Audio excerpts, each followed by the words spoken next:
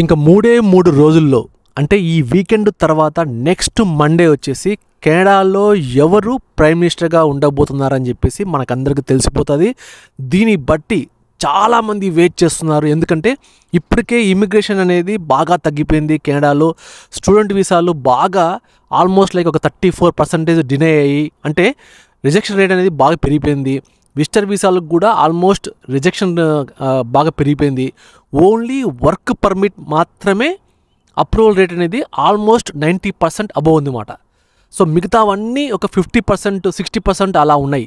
So ఈసారి prime మినిస్టర్గా ఎవరు వస్తారో దాన్ని బేస్ అయ్యి నెక్స్ట్ మన future immigration, future housing, Canada యొక్క లైఫ్ అనేది మొత్తం డిసైడ్ అవుతుందన్నమాట. చాలామంది తలరాతలు ఇక్కడ సెటిల్ అయిన వాళ్ళు, చాలామంది ఇన్వెస్టర్లు కానీ, మార్టిగేజ్ వాళ్ళు కానీ, బిల్డర్స్ కానీ, చాలామంది మాట వ్యాపారవేత్తలు కానీ చాలామంది ఈ ఎలక్షన్స్ కోసం వెయిట్ చేస్తున్నారు. ఎందుకంటే this election is going to decide the next 5 years Canada యొక్క టోటల్ మారిపోబోతుందా లేకుంటే అలాగా ఉండబోతుందా.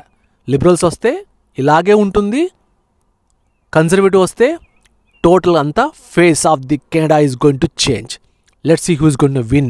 At last, the final battle is waiting. Next Monday, you will see the result.